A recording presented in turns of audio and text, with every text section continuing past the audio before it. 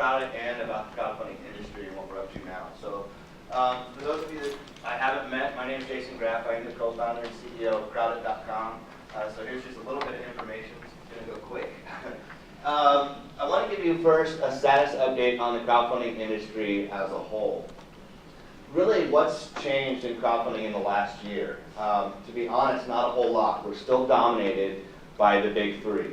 So much so that smaller sites like CrowdIt, like these listed here, are having a hard time finding a way to scale and become profitable the way they were hoping to. Even sites with the likes of Donald Trump behind them are having trouble and are struggling. So I find that very interesting, and I think what really drives this home is I have a contact down at the University of California, Berkeley, who runs the Crowdfunding Institute, which is designed to study crowdfunding in the industry, and he's let me know, though it's not public information, that even Rocket Hub is trying to sell currently. Rocket Hub was touted a year ago as one of the up-and-comers that would compete with the likes of Kickstarter, Indiegogo, and GoFundMe. So I find this extremely interesting. What's changed concerning the SEC in Title III or equity crowdfunding? Again, sadly, nothing. The SEC has done nothing to promulgate the rules with Title III equity crowdfunding. I do know that there's a new bill being introduced effectively that would rewrite all the proposed rules. I don't think we'll see that get any traction. There's what's being called a Title IV being written that would be an amendment to Title III that would increase the raise limit and relax the reporting requirements, basically the two main issues with Title III. And because of this no action, 3 years later from the SEC, what we're seeing is a large increase in intrastate crowdfunding. So you'll see here that approximately 15 states have introduced their own crowdfunding legislation that's good for their state. 15 more are looking to do so, and 2 have turned it down and said they will not do it. But what's interesting is that Georgia, being the first to introduce interstate crowdfunding, has had no success raising more than a few $1,000s on an equity raise because finding a mass interest of investors within a single state is difficult. So what are some of the trends in crowdfunding? Just real quick, perk and equity hybrid raises. So you see people are starting to try different things to see what will work. The real estate crowdfunding is holding steady. This makes sense to me because real estate tends to be a safer, more steady investment.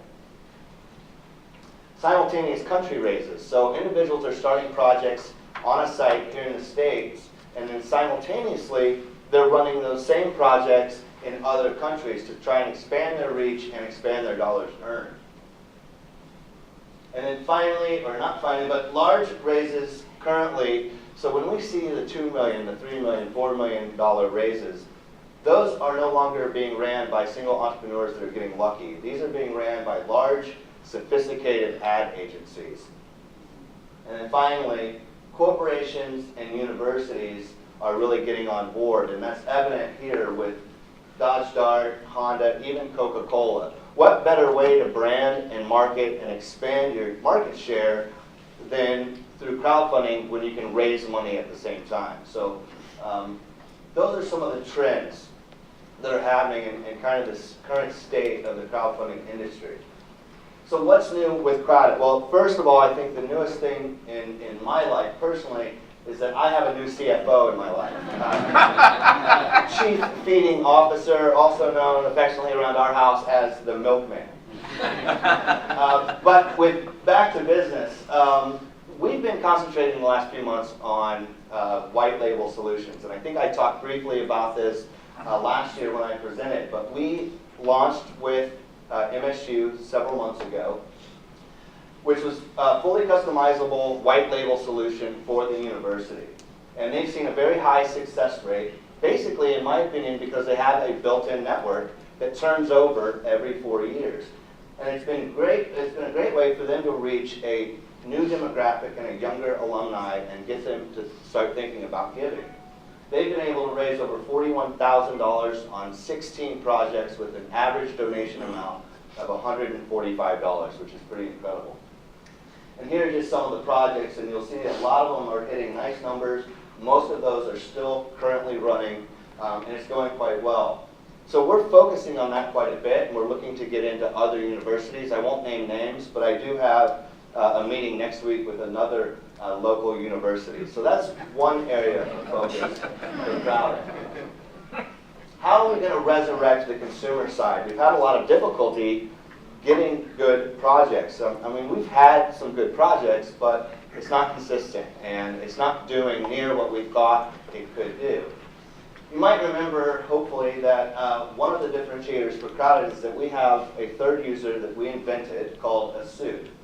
The suit is really there to provide the crowdfunding community on CrowdIt with mentoring, teaching, and anything they might need pre-raise, during the raise, or post-raise, or just with small business in general. Our newest plan is to monetize the suits. We didn't have near the luck we thought we would in attracting suits, and we think that this will do a lot of things for us by offering them 3% of our money on any successful raise. First of all, we'll be the only site in the world that has this. And secondly, we think the effects will be all of the following, increased traffic flow, increased engagement, and more importantly, increased project flow, quality, and success. And we think this could be a real game changer for us. So I think finally, the question is always asked at the end of every presentation is, how can the community help us? Well, we're currently seeking to do a large capital raise, but I think it would be, for what we need, too large for the Springfield market, so we would need to step out of the Springfield or even the state to find those investors, and I really think with the current climate that that's probably a lofty goal, but always on our plate. So in turn, what we're looking for currently is highly skilled partners from the community. These partners need to have a unique skill set. They need to have the passion and drive for crowdfunding, for CrowdIt, for the industry, and for small business in general. We're in desperate need of UX and UI designers. I would put my site up against any site out there when it comes to the back end, the scalability, and the sophistication of the code. But when it comes to the UX and the UI and the user experience, we're lacking, and we know that. And we are in desperate need of UX and UI, and that's a key element that we'll need before we can launch our suit incentivized program. Of course, we're always looking to further our white label sales to universities, corporations, and nonprofits.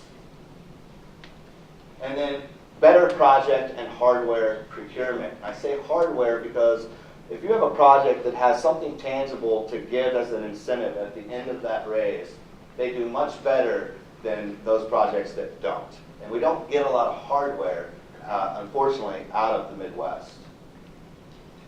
And what do we have to offer? We can offer equity. We have it to give. For the right partner, we're willing to share it, as well as commissions. I live by the rule and preach to entrepreneurs all the time in startups, 100% of nothing is nothing. And if you're not willing to give to get to your goal and to your dreams, you're going to end up with 100% of nothing in a lot of cases. And that's why we're comfortable saying we're willing to give up equity for the right partners. And that's what CrowdIt and the crowdfunding industry is up to.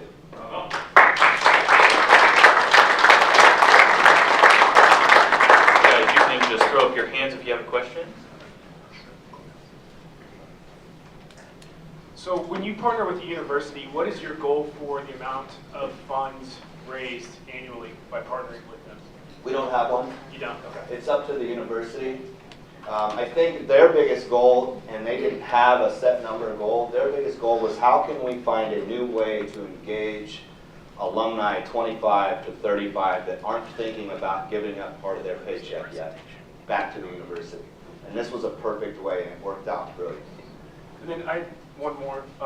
So you mentioned the suits program and then a potential 3% commit or whatever that may look like. I was curious, do you guys have a set percentage Yes. that you guys make? Correct. So on a successful project, currently we make 5%. On an unsuccessful project, because we're a keep what you raise site, we make 10%. We do that to encourage setting realistic goals and having better projects. What we would What we will probably do is change that model like Indiegogo to a 6 and 9 and offer only on successful projects 3% to the single suit that that project has chosen to help them on their project. So as a novice to crowdfunding, it's my understanding that there's some differences between like a private individual doing a crowdfunding campaign versus a company crowdfunding campaign. Can you kind of explain that difference, or if you offer both? We offer both. There really isn't a difference other than maybe the resources and team behind it. The raise and the pitch would all probably look the same. It's all structured the same. It's just who's getting the final funds.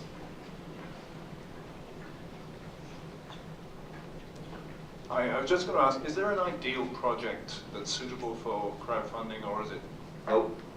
It really boils down to a lesson in marketing and your network.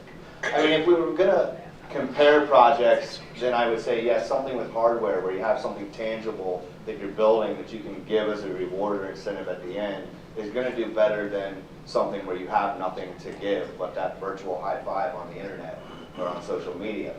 But really what it boils down to is your network and effective networking, reaching your sphere of influence, your direct contacts, and just how well and good you are at marketing.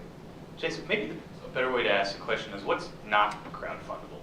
It seems like the crowdfunding industry has grown faster than regulation could catch up with it, and a lot of inexperienced entrepreneurs, they're like, free money and I can just get customers, I'm crowdfundable. So maybe the question is, what doesn't work? Well, currently what's not crowdfundable easily is equity. You can't offer equity. But I think what Chad is asking, and there's not a good answer for it, because if you have the network and you can build a passion around the project, anything is crowdfundable. We've seen everything from books to local late night talk shows be crowdfundable. I mean, it really doesn't matter. It really boils down to, do you have the reach? Can you get the people to give? Can you get them excited and passionate about what you're doing? When you talk about a hardware outcome, would a service provision be a similar in terms of success rate? No, so service is much harder. I mean, certainly you can give the service itself as a perk, but you end up having to give that at some great discount. If they can get the same thing any day of the week on the internet or from you, just by calling you, they're not going to go to your crowdfunding campaign and buy that same thing in your 30-day window of a crowdfunding campaign. There's no sense of urgency to do that. So what specific steps have you taken to attract sort of those big ticket projects? Because it's one thing to be able to market to a wide range of donors. It's another to have an exploding kittens on your platform. Have an exploding what? Exploding kittens. Okay. It's Not familiar with the to the state, I believe it's the most successful Kickstarter project of all time. Okay. Not familiar with that project. We don't do, we're a small startup company. There's 3 of us that work on CrowdIt, which is the CFO, the coder, and myself. So when it comes to large project procurement, it's not something we've honed in on and that we've been great at. It's extremely difficult the amount of time that it would take to go out and try to track down large projects, get them set up, and help them crowdfund for the return. You really need lots of projects, both those that do very well and have large raises, and even those that have small. Most of the raises on MSU's site, for example, are $2,000 or $3,000, which is perfect for what they're doing, and we're happy with it as well, because we have no work involved after the site is set up, or very little. Elaborate on a white label solution. What is it at a university, the pain point that you can attack where you can say crowdfunding is the right mechanism for you? The pain point is, and MSU helped us identify that, is that they cannot find a way to encourage a 25-year-old that just graduated with a ton of student debt to become an alumni, they're already alumni, but to give as an alumni or an alumnus, because money's tight, and we're a selfish society, and that age bracket right now is used to getting something in return for their dollars. And this speaks to that and gets them used to the idea of slowly of giving back to the university. It also allows the students to act as that speaking arm of the foundation and reach out to non-university individuals, parents, grandparents, friends that don't attend the same university. So they're able to reach a much larger demographic and group of people outside the normal giving that they're used to. You go. So expanding on the universities, could you explain what you would provide in that partnership? Sure. Essentially, we take our website, we strip it down of all our branding, all our verbiage, and we customize it for the university that we're working with. So MSU is changing, a lot of verbiage, changing the colors, the graphics. We changed our progress bar to bear heads, which was pretty cool. And then basically helping them implement that and putting in the graphics and the verbiage that they want, and then putting in the functionality and removing functionality that they don't want. So obviously the university doesn't have suits. They don't care for that third user. They didn't need it, so that piece is taken out. And then we just provide that for them. And then they run it on their own URL. We host it. And so basically it's just kind of a crowdfunding kit for them. Jason? Yes. I know I can't mirror your disappointment with the SEC, but I think all of us that understand what's going on with that are very disappointed in the progress being made. What do you see as a timeline, or what do you see a timeline? I personally don't. My contact, his name's Richard Sword, out of Berkeley, who works with the two of the gentlemen that helped write the Jobs Act itself. He claims best case scenario, end of the year. That's the answer I've been getting for 2 years. They'll say a certain month, and it always gets pushed back. The problem I think we have here, the real problem that no one's going to admit, in my opinion, is there was certain parts of the Jobs Act, one of them being Title II. Title II was great for the big guy. For hedge funds, basically all it was a general solicitation agreement or act, where it allowed you to, if you went through all the normal paperwork that you've always had to gone through, you paid the exorbitant attorney's fees, instead of having to do your raise privately behind closed doors, one-on-one, or privately with a certain group, you could then advertise or market generally. So you could put it on the internet, you could put it on billboards, you could put it on TV. It's great for hedge funds, it's great for large corporations that have the money and the attorneys to do that, but it was not good for the little guy in which it was designed for as a whole. And now Title III, the part that is good for the little guy, if we can get the rules right, is not being released. The economy's coming back, it's not as, capital is starting to loosen up, and it's not as needed as it was at the end of 2011, the beginning of 2012, when it was passed. I think that's the real issue, that no one wants to say that that's the issue, and I just don't know if we'll ever get there. Can I plug one more thing? Jason will be reaching out to small business tomorrow at the Library Center as a panelist for more information about crowdfunding. Thank you. Yes, I'm engaged with several nonprofits and smaller nonprofits and nonprofits of all sizes, and I just was curious to know if you've worked with other nonprofits and what your, other than universities, to fundraise, and what your success rate has been, your experience. I know we've had nonprofit projects. I haven't worked with any large nonprofits as of yet. It's a little bit more difficult, in my opinion, than a university, because they have a fundraising route that they take already, and to shake that up and add one almost adds a little bit of confusion to what they're doing. And so I think they're hesitant to do that, but I think there's a huge opportunity there It's just figuring out what's going to work best for that nonprofit. I think the larger nonprofits have a much better chance of executing well on their own crowdfunding platform than the smaller ones. In the risk-reward formula, you talked about commissions and equity. You also talked about perks. Are there some examples of perks that you could show that were successful? Yeah, I think Jeff Houghton with the Mystery Hour gave away T-shirts were perks, free tickets to the show were perks. Obviously, I think he even agreed to run someone's Twitter for them for a day. He agreed to do someone's voicemail, record their voicemail. Obviously, Jeff's a funny guy. So those are fun perks. It goes everything from a virtual thank you on social media to an actual product or whatever they're raising for. So it can be anything. You just need to get creative.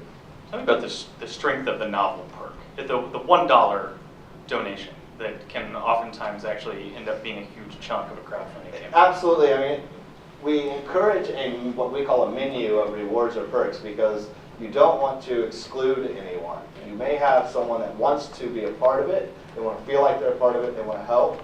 So they want to give what they can afford to give, and sometimes it may not be $100 or $500 or $1,000, but they'll give $1.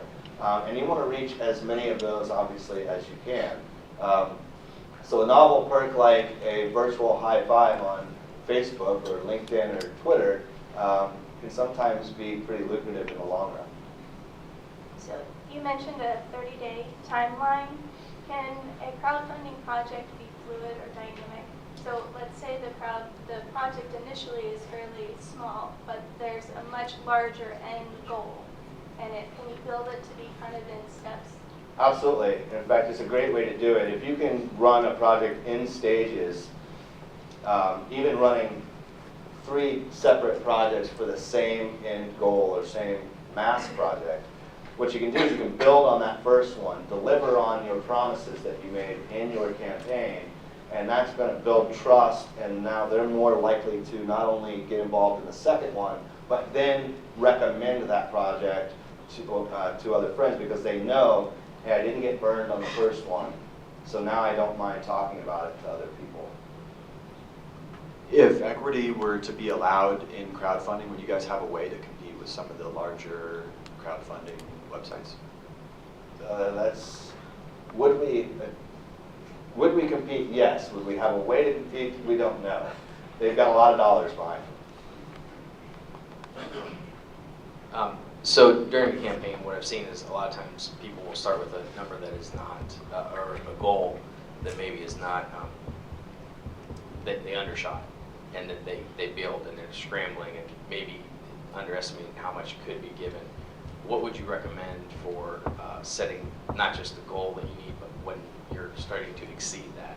I think I saw the T-shirt one, and Sure. he was scrambling to find ideas and just keep building on it because people just kept going within that 30 days and they had to extend it. Yes, good problem to have. Yeah. A lower, an understated goal is always better than an overstated goal. People want to be a part of something successful. So I'd say what happened was, not only when he became successful and went over a goal, that momentum started to build because people then saw the momentum and said, I want to be a part of that also. Really, people want to be a part of something bigger than them, and that's really where crowdfunding was born. So Jason, before we finish here, Sure. as always we wrap up with the question, how can we as a community help you? But you've got kind of exactly what you need. Elaborate on who that highly skilled partner might be. If someone was to envision it in their mind, who could they specifically connect you with that would help Crowd? Well, I think first and foremost, it's the UX and the UI designer, but whoever it is, because we have a ton of those in this building that I could just reach out to. But it's going to have to be someone, for us to give up equity. It's going to have to be someone that really stands out, that really wows us, that does something unique to gain our attention.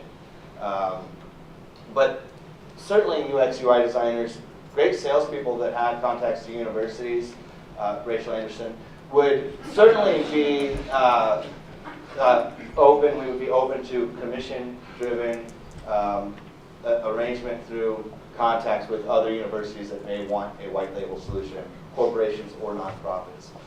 So it's a hard question to answer because to get equity, we're really going to want someone special that has a unique passion and drive for the entire package to make part of our team. But we are seeking that. Exactly. Jason, thank you. Thanks.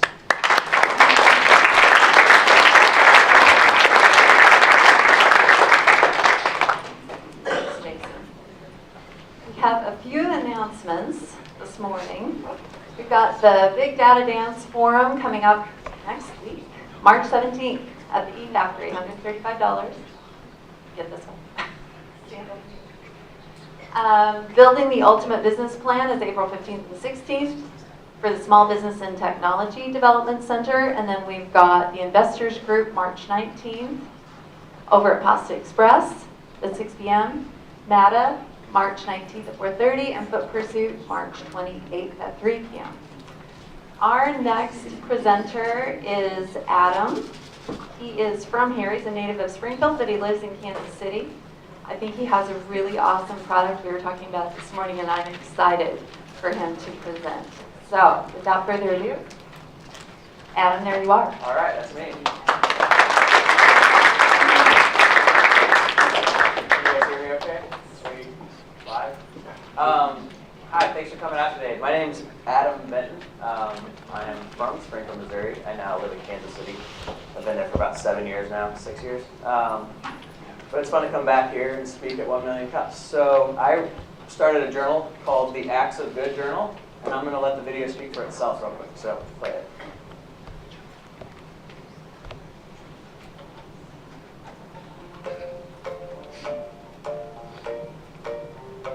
This journal was created to inspire acts of good. Each are individually numbered and shipped to you as a blank canvas with one question. What will you do with it? Once you receive your journal, register it online.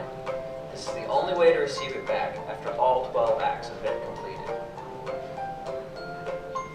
To start the journal, simply do an act of good for someone and give them the journal. It is then passed from one person to the next, capturing the stories of where it goes, what it does, and the lives touched along the way. After all 12 acts have been completed, the journal will be mailed back to you as a well-traveled piece. Something special to hold, touch, and experience. To be kept as a reminder of how you made the world a better place.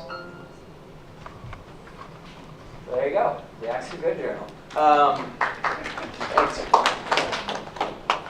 I always feel like I should be done right there. It's like a target joke. And thank you. Oh, wow.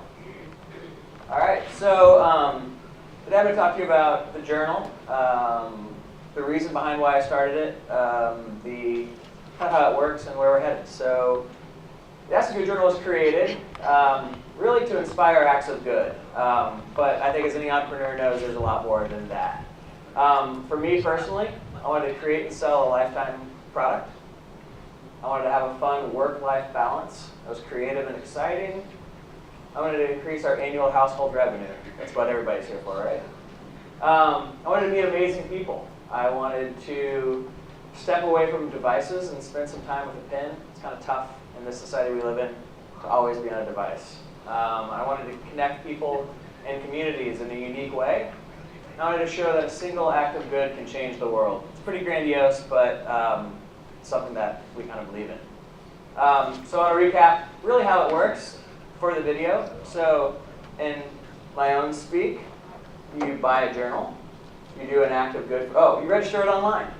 So every journal is individually numbered, so you can track it as it passes from one person to the next. So you register it online with a specific number, do an act of good for someone, and give them the journal. It's then passed from one person to the next, tracking where it goes, what it does, and the lives it changes along the way. In the end, the journal is returned back to you, filled with the stories that took place along the way, kind of like an old passport filled with its journey. And as I said earlier, what's fun is you can track the journal. So as this passes from one person to the next, it's checked in each location. You get an email and it tells you, hey, your journal is in, and here's one, a screenshot I took last night, Journal 5015. It's currently in Boulder, Colorado. It's on its 4th active good.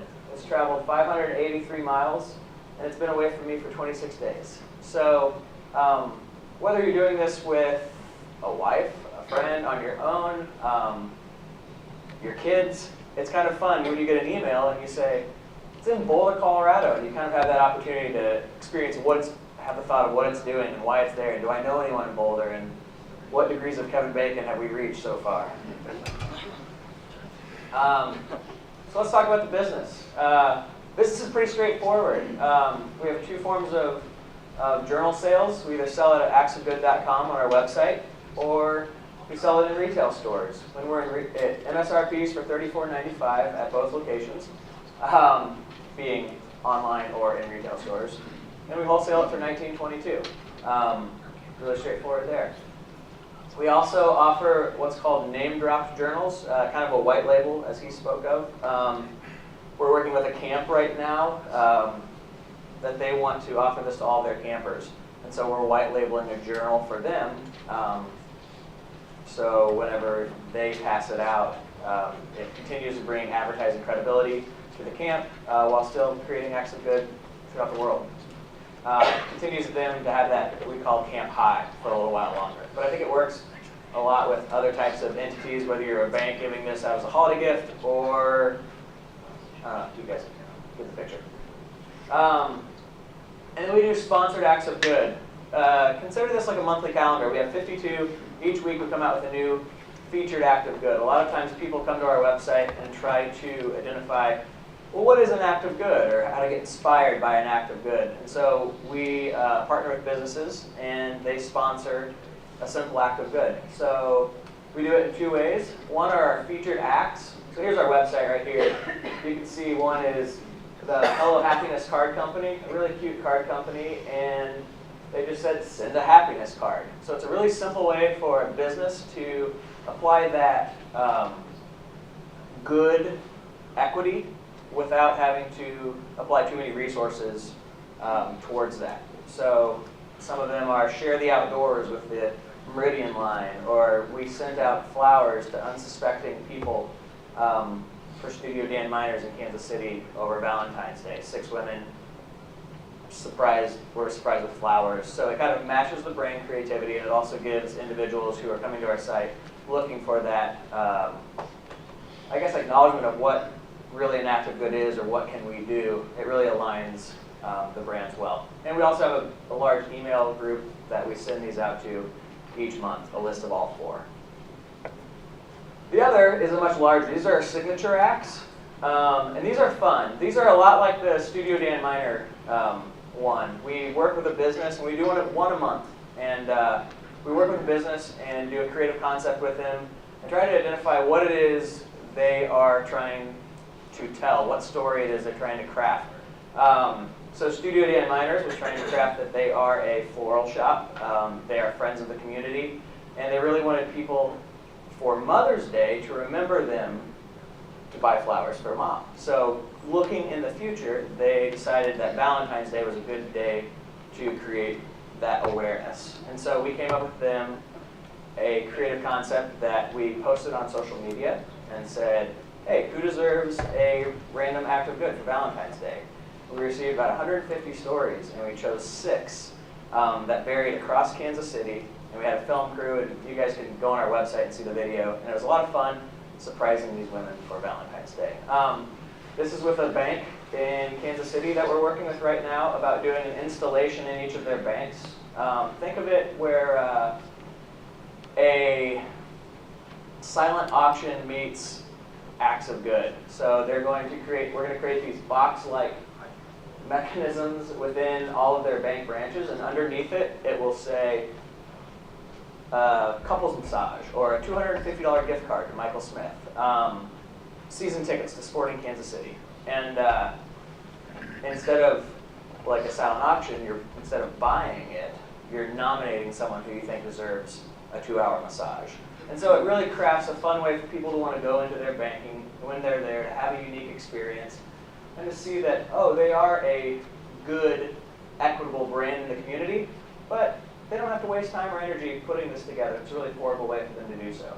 So we're trying to get this in all communities where we sell the journals, and it also is good, I think, for our brand equity to let people know what we're up to. So, enough time on that.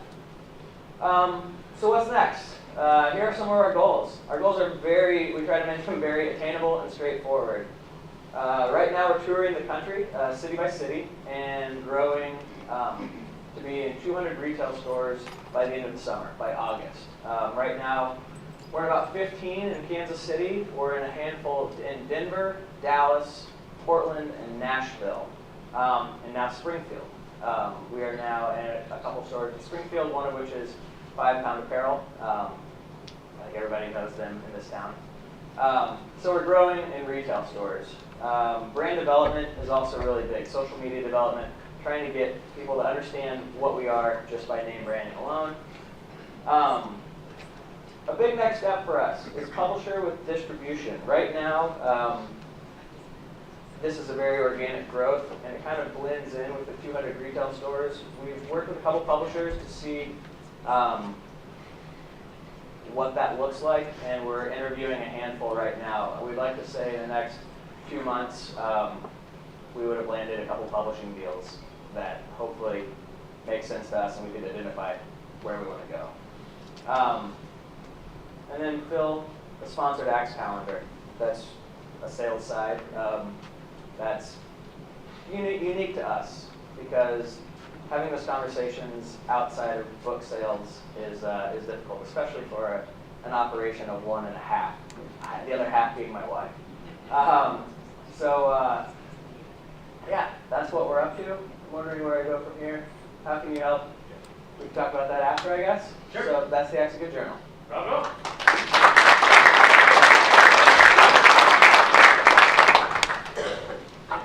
I'm curious, what was the first Act of Good journal? You had to there was an MVP somewhere. What was it, and how did you get it out into the community?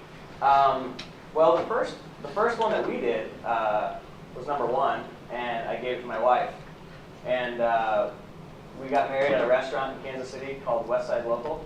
And so we just went there, and there was a table where we had gone on a date there earlier in our relationship. And there's a table that the owners say is notorious for. If you sit here, you're together forever. And so we went there and saw a couple sitting there. And so we put a $100 bill in the journal and sent it over privately and said, dinner's on us tonight. And they opened it up, and it was funny because I had the idea, we've done the journals, but even me and my wife are giddy, watching these people open this, and it's a fun experience. So yeah, #1, Valentine's Day, gifts, I guess. Okay.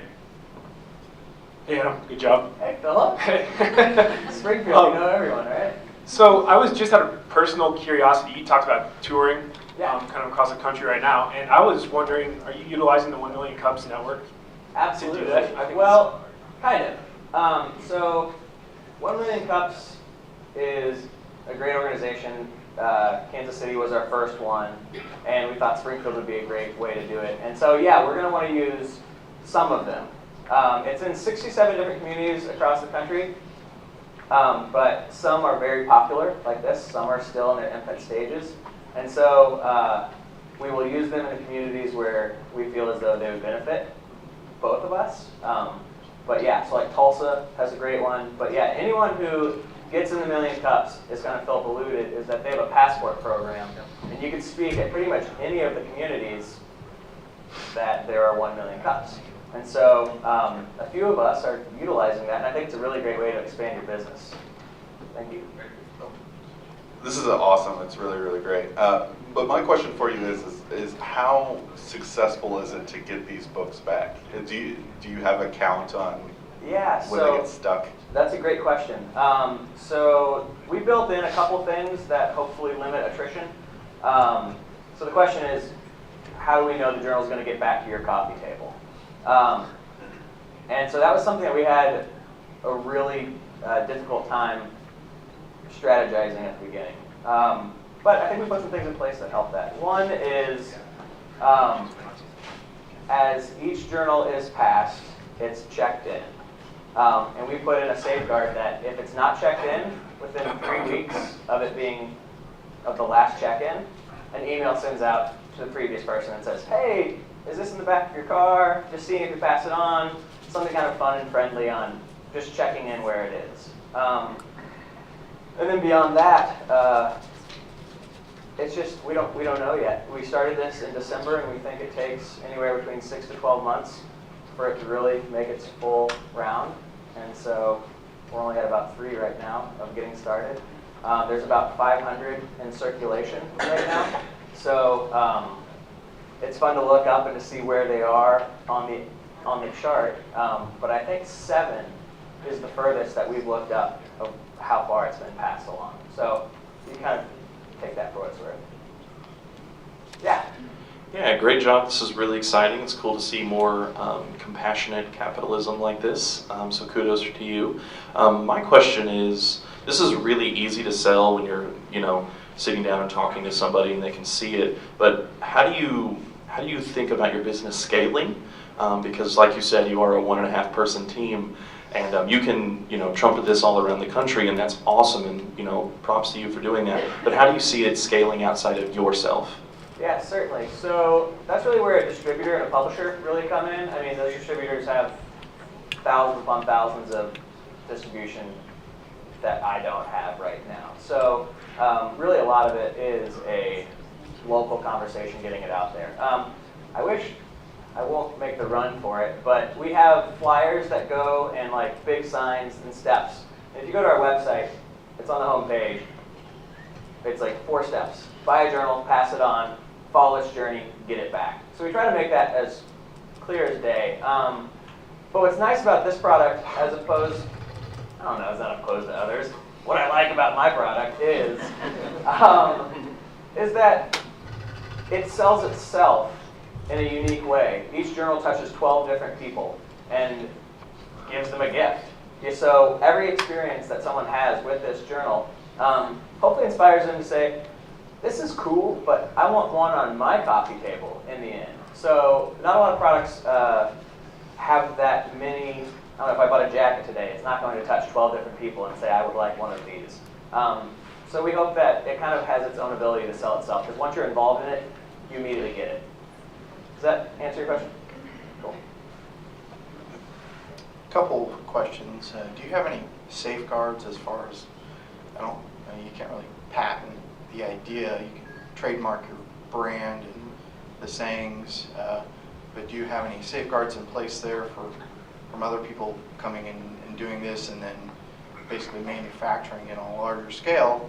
And also the second part is, have you thought about co-branding?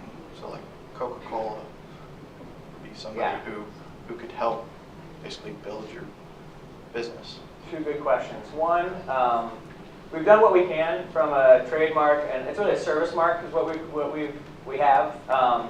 So trademarking, copywriting, service marking, our product is something that's very important to us. You're right, it's a commodity to us, and we want to make sure that we protect it. The second is we're in the process of working through a process patent, which is vague, and it's probably not worth its weight in gold, but which it is probably worth its weight in gold, actually.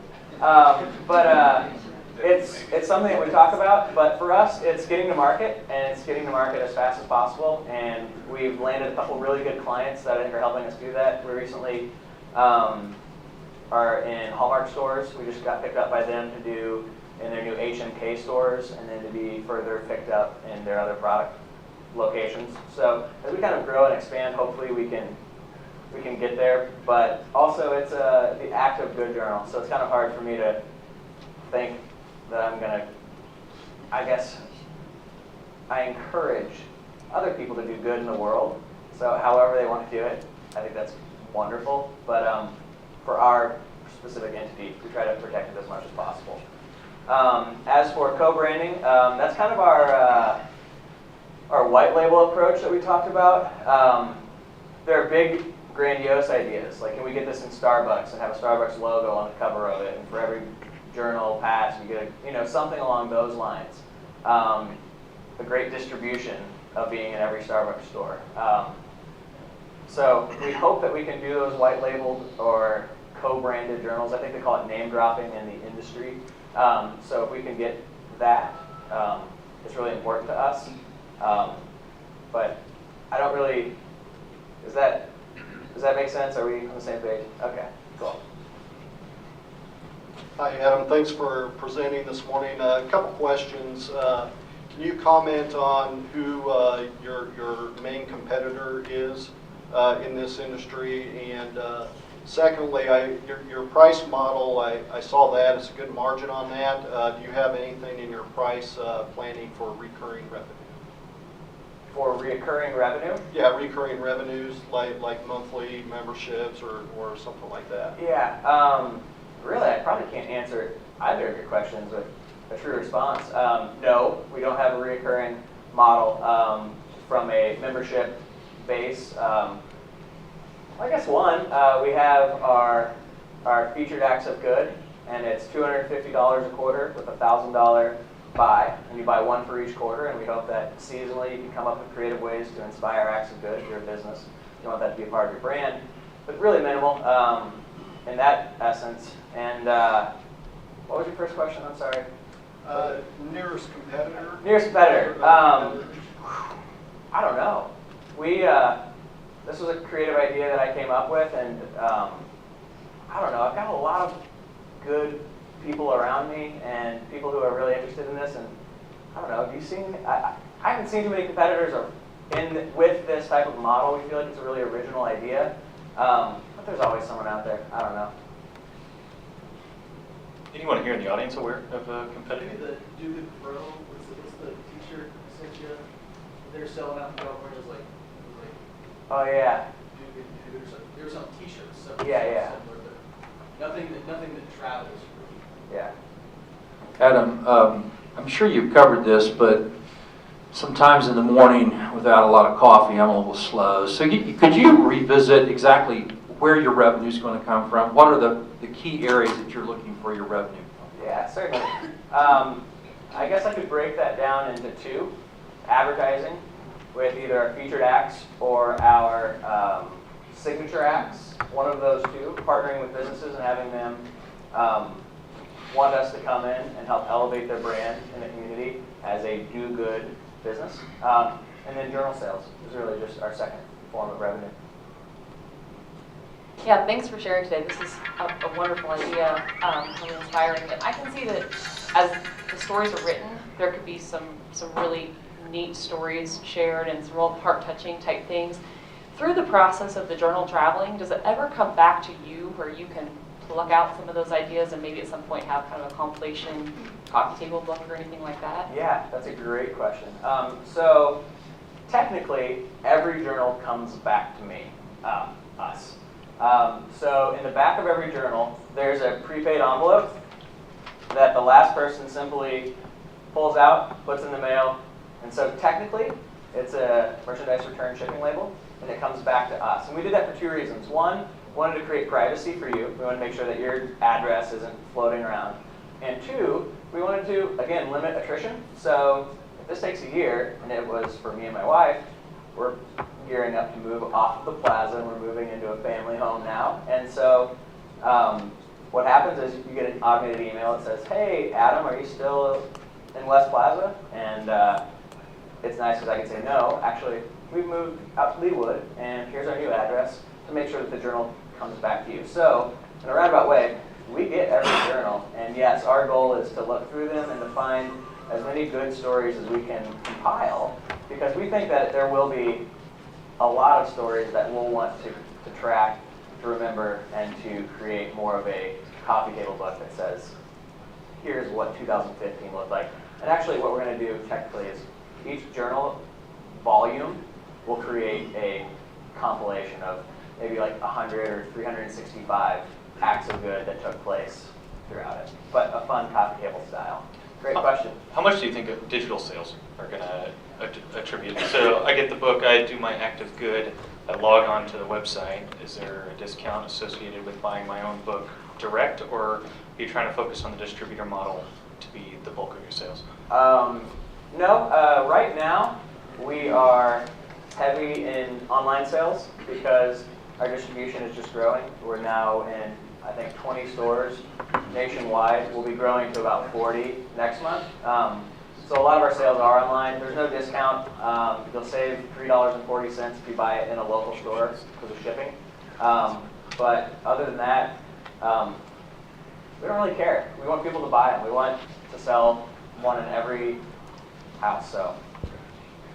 To piggyback kind of on the question before, when you talk about wanting to create the compilation at the end, have you kind of built in a safety for yourself in terms of like a signature sign-off page that says, I understand I'm giving up this story to you and your company, yes, kind of thing, and the privacy as far as the names and information that's in those stories? Yeah, that's all in our privacy policy and terms and conditions.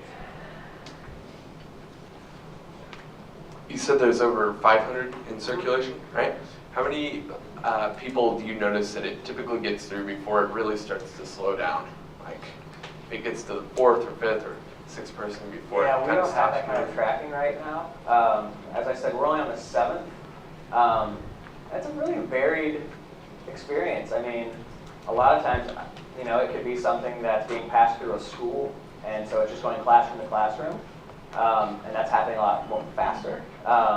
Or if it's something that, I don't know, say I wanted to take my brother skydiving, and it's in the middle of winter right now, so I may hold on to it for 6 months. You really don't know what's going to come out of this. So it's a good question, but not a tracking variable that we are really focused on. Yeah, that was my question on as far as the time. Do you recommend, hey, try to do something, an active good within 2 weeks to maybe speed up the process? Kind of reminds me of that, my grandson's Flat Stanley program that we just really love participating in, where send a little Flat Stanley all over the place and take pictures of it. Yeah, so in the emails that you get when you check it in, we encourage people to say, get it out there, and here's some ways that we can do so, that you can do so. And I think the 3-week emails that say, hey, just checking in to see where it is, what's going on, will hopefully encourage that as well.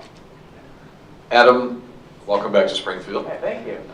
Are you posting some of those good deeds on your site now so people can get an example of what people are doing for each other? Well, so from a social media standpoint, that's a good question.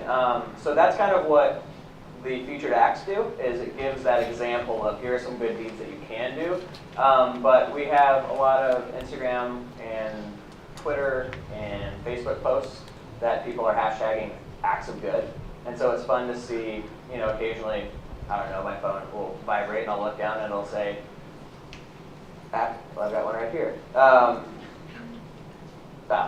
It'll say acts of good, journal number 328 is, you know, and it'll be a photo of it and it'll say in San Diego, California. And so we kind of hope that the people that are using it utilize social media to say this is where it is and this is what's going on until we receive it back. And then once we receive it back, we're for sure going to be doing a lot of posts and letting people know, look at where all this went and what it accomplished.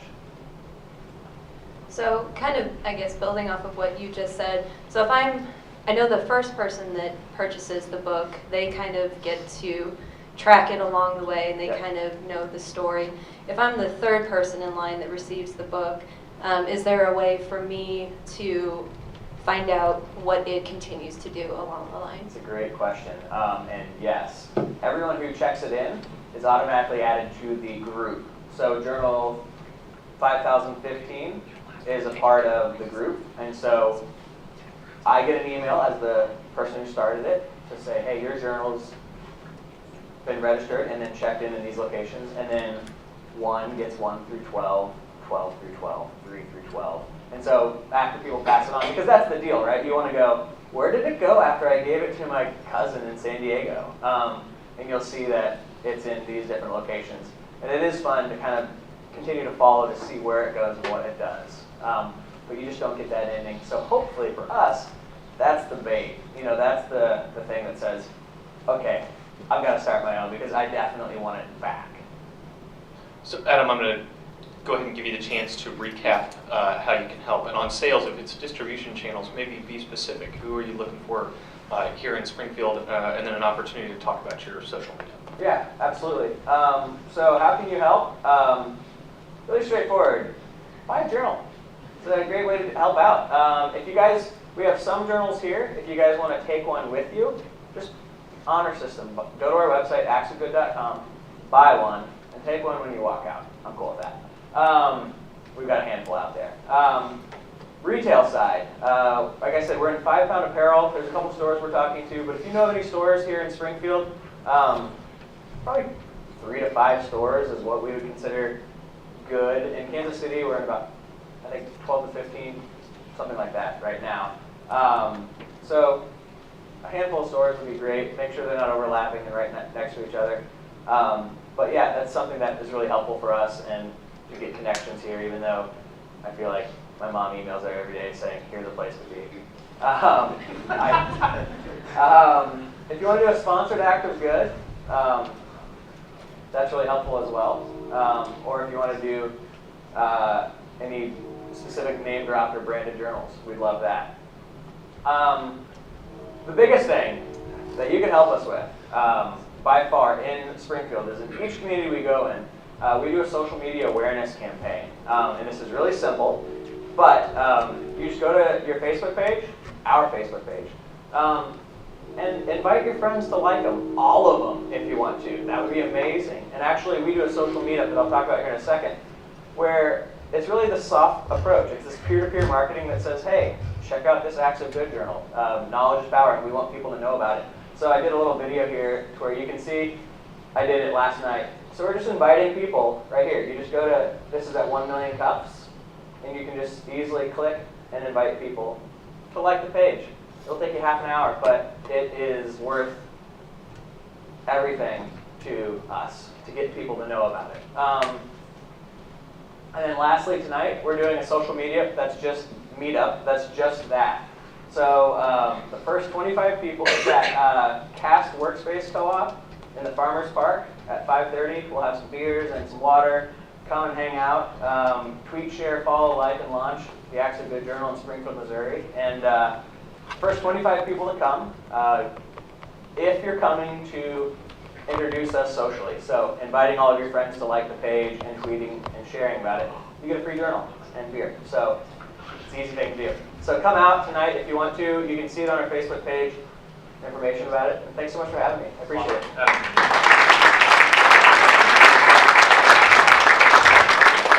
All right, everybody, that wraps it up for this week. We'll be here next week, same time. As always, if you know someone or an entrepreneur or a company that might benefit from presenting here at 1MC, have them go to 1mcsgf.com and apply to present, and we'll put them on there. In the meantime, enjoy your week. We'll see you guys next time.